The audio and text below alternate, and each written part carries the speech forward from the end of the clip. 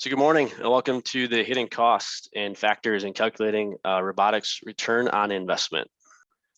Today we'll discuss how to calculate and understand the benefits of robotic automation.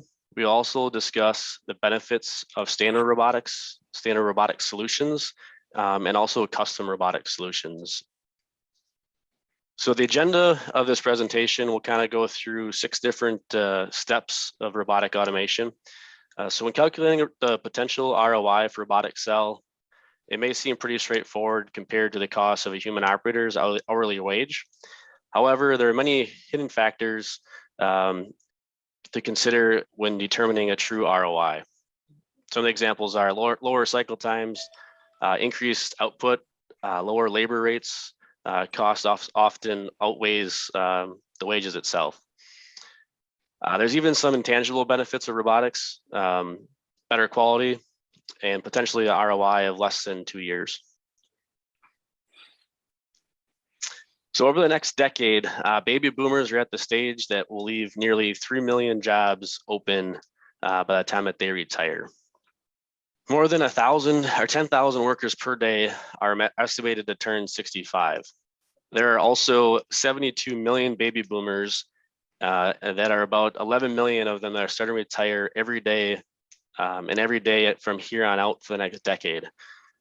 And with that, 65 million Gen Xers are coming in behind them, but which still leaves us with a huge labor shortage, which is why robotic automation is here to help fill that gap.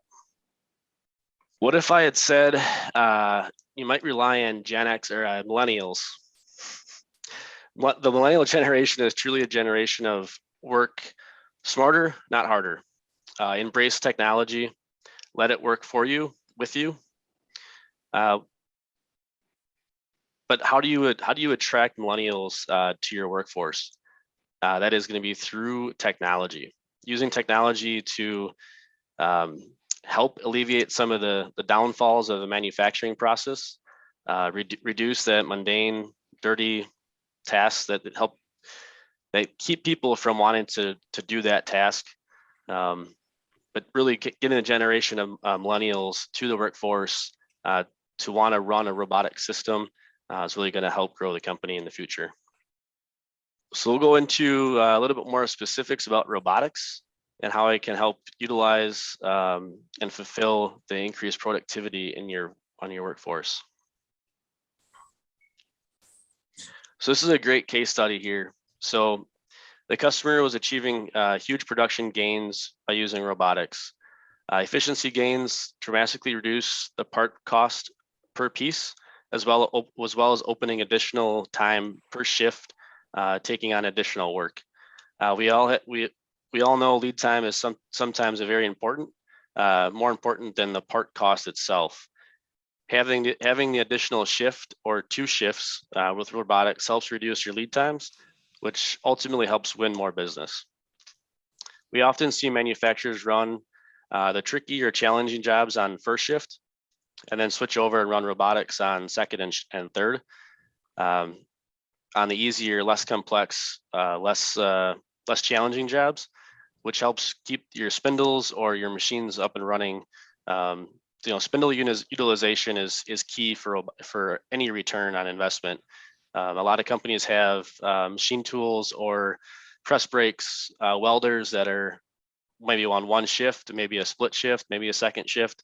But having automation helps keep those spindles running throughout the night when nobody's around. So when we look at cycle time, a lot of the times robotics themselves will not be faster than a human colleague.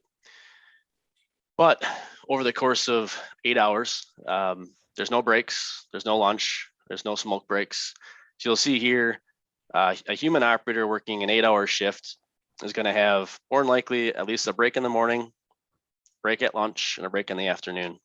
So his average cycle time is about 60 seconds per part, where maybe a robot is 80, but the robot efficiency is going to be 95%, and our human operator is going to be about 60. So a human operator is going to get about 250 units done per day, where robotics can be up to 340 units per day. So that's just over one shift. So it might be slower part to part, but the efficiencies that you gain through robotics help justify the cost of it. So we'll kind of go over some real life scenarios here. High mix, low volume. The average job shop throughout the country. What they see is parts that come in one day, they might not come back the next day or the day after, but maybe they come back in a month. So setting that part up is as easy as you see here, answering a few questions. Material, what is material? Aluminum, steel, stainless. What is the part size? What's the part width, length, and dimension? So is it round? Is it square? Is it triangle? You answer those questions, and in our standard HMI platform, the robotic programming itself is automatically built into it. So answer the questions, answer how many parts are on the grid plate, and we'll kind of go through what that grid plate might look like. And the rest takes off from there. So after the initial setup, so once the integrator installs the system, as a CETA would do, it's as easy as answering some questions and you're up and running. So if you have a job that maybe you have 15 or 20 pieces and you don't want to, maybe it's a longer cycle time, maybe it's a half-hour cycle time, this will help alleviate the need to have an operator sit there and unload the machine tool. So finding and retaining good employees.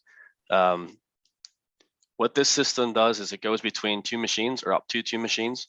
So really the benefit here is that you can do op 10, a part flip over, and op 20, or maybe a single machine with a CMM. So doing automatic compensation to the machine tool to help utilize that spindle, but then also make sure that you have quality parts as you run throughout the night. So in uncertain times, robotics can help manufacturers survive. So a typical return on investment for a robotic system is going to be less than 2 years. So as you'll see on this one, little over a year for return on a piece of capital equipment from a manual operation to an automated system. Consistency. A robot can do the same tasks over and over without the need to, or without having an operator be there, which also helps reduce the human error when it comes to the manufacturing process. Employee retention. Once an operator is trained and understands the robotic ability, they tend to have a much more fulfilling job. Lights out operation. That kind of speaks for itself. Adding a second shift or a third shift helps you keep your spindles utilized without the addition of adding more machines or equipment to your facility.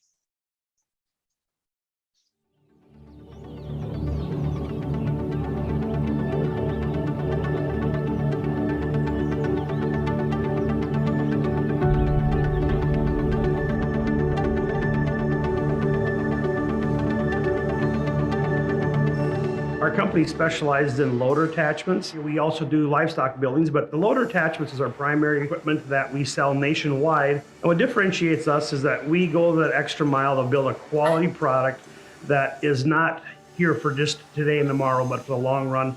It's a great value for the customers. It's like any other investment. The more you put in, usually the more you get out, and that's where we kind of find our sweet spot in this industry. We make a lot of the same piece parts, and we have the same guy welding it all day long, and we thought we could just do this a better way. With repeatable parts, we thought that we'd be able to do that much quicker and more efficiently, less rework, and things like that. So the decision for robotics kind of started a little over a year ago, actually, and we'd been a little overwhelmed and not sure where to go, and then we got kind of lined up with the CETA here in their cells, and just started thinking about it and doing some work, and it made sense for us, and it simplified it and opened the door to an opportunity that we thought we were maybe too small to have, but in turn it's fit perfectly. To start with, we've eliminated operation times, eliminated whole operations in general. Parts that we had to do multiple operations on, we were able to condense into one single operation on the robot.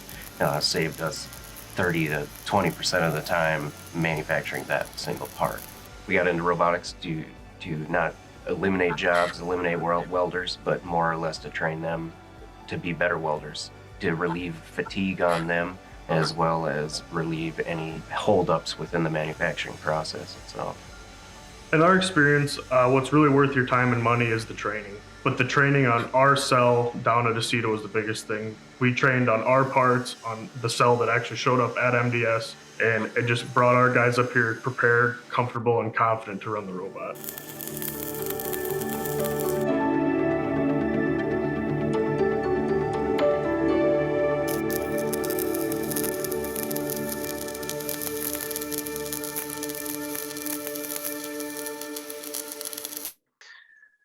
So kind of go through the 5 different steps of implementation success. So getting company-wide support, and that is not just from the top down, that is from the guys on the shop floor. Typically for us, for any integrator, when you have shop support, it means that when the system goes in, it's going to be successful. If the guys in the shop are not bought into automation, that makes it very challenging. Should a problem come up, they just throw their hands in the air. So when you have company-wide support from the ground up, that truly makes the system, when it goes in, to be successful. Second one is define success. So what does that mean? Defining success. What is going to be your future outcome? So what are you looking to achieve? Is it a reduced cycle time? Is it reduced throughput throughout the week of the operations? Is it maybe adding a second shift or third shift? Define what that success looks like. 3 is define failure. So let's say you buy an automated system or a robot. What would make it not successful? Maybe it's a cycle time, maybe it's a throughput, but defining what that looks like is one of the first 5 steps that we typically say before you call a sales or automation company. These are the 5 things you want to do from the ground up. 4, prepare a timeline and budget. So when do you want this in? When do you want this to be in production? When do you want the system to be kicked off? When do you want operators to be trained on the robot? And budget. So what are you looking to spend? What's the ballpark that you think is going to be a justification that's going to fit your 2 years or under for your ROI? And then 5, gather information. So what that means is going on the shop floor, understanding the opportunity that you are looking to automate, or maybe combining multiple tasks. So adding tasks together to make that justification easier. And maybe that's press brake, bending materials, and then welding.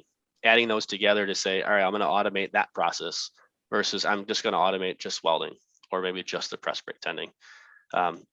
Or like machine tools. Is an operator currently doing op 10, op 20? Are they flipping the part? Can that part be done in one single machine with the robot just flipping the part for the operator? Or does it make sense to have 2 machines tied together, or maybe 2 machines and a CMM to do compensation to the machine tool? So gathering those kind of details, I guess, the first 5 steps before you call an automation company to kind of come in and give you an assessment. Those are the things that we kind of ask, in that first, I guess, discussion or that first visit of these five criterias of buying a robot. Choosing the right integrator. There are multiple integrators throughout the country. I would say probably a couple hundred of them. But what makes integrators stand out from each other?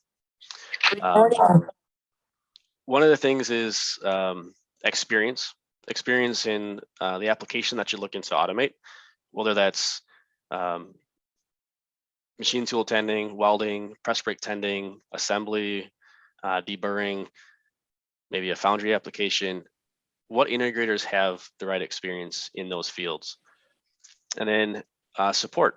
So after a robot is in, who's going to be there to help support the application and the robot?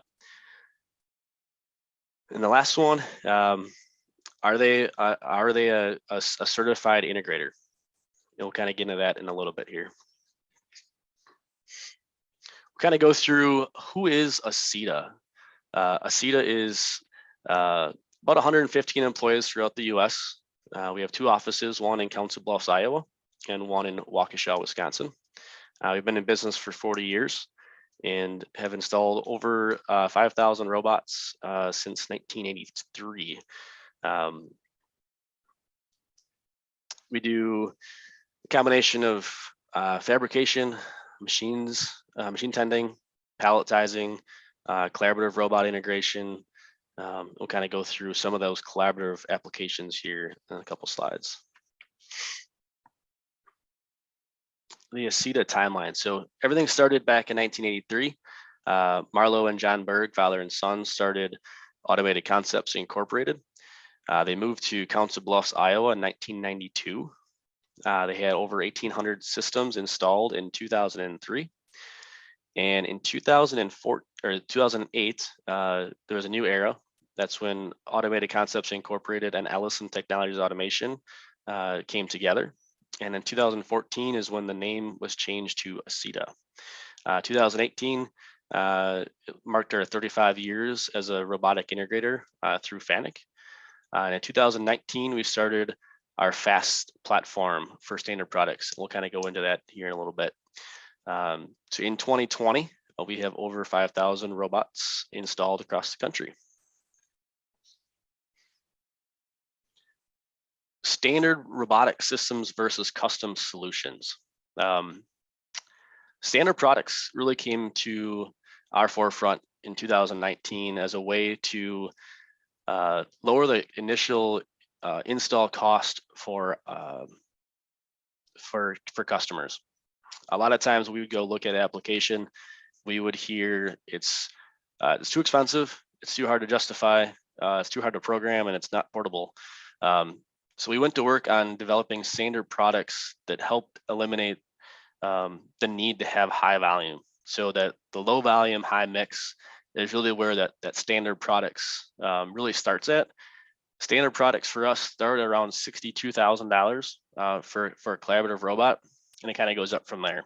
But it kind of gives you an entry level taste in automation. And a lot of companies will look at maybe a full big system and then look at, all right, maybe we tone this down to something that's more justifiable, less risky for our place versus automating an entire process like you'll see here. So that has been a huge boost in our business in the last couple of years. On top of that, we also do custom systems. So custom systems for us has been majority of our business for the last 40 years. But now it's kind of getting into more of standard products as well as custom systems. Custom systems are going to be developed from the ground up. So that's going to be starting from a blank piece of paper for the most part and developing a solution for the application or problem that arises. So this kind of goes through why ACETA. So we have standard applications and custom we just talked about. 40 years of experience. We are 100% FANUC robot integrator. So what that means is we only deal with FANUC robots. The reason why we do that is kind of twofold. One is our service techs are the guys that do the integration, are the guys that do training, are well-rounded when it comes to FANUC robots. So if there's a robot that's down in the field and a service tech, maybe all the service techs are busy, one of our programmers could go maybe get that robot up and running, or maybe one of the guys in the office can go. Having that 24/7 support really makes our service team have to work extra hard to make sure they have the resources. And if service is busy, they can rely on one of the other people in our office to help them out. So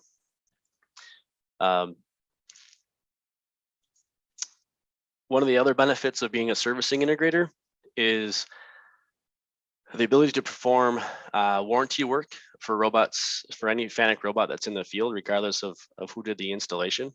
So the nice part about that is if let's say the robot is a couple years old and the robot goes down, we can come in and do warranty work for FANUC itself. The nice part too is if we order components or parts and pieces that we don't end up using, there's no restocking fee back to the customer. I get this asked a lot. How long is a robot expected to last? And I would say it's like a CNC machine. The more you take care of it, the longer it's going to last. There's robots that are out there that are 35 years old and are still running and in great condition.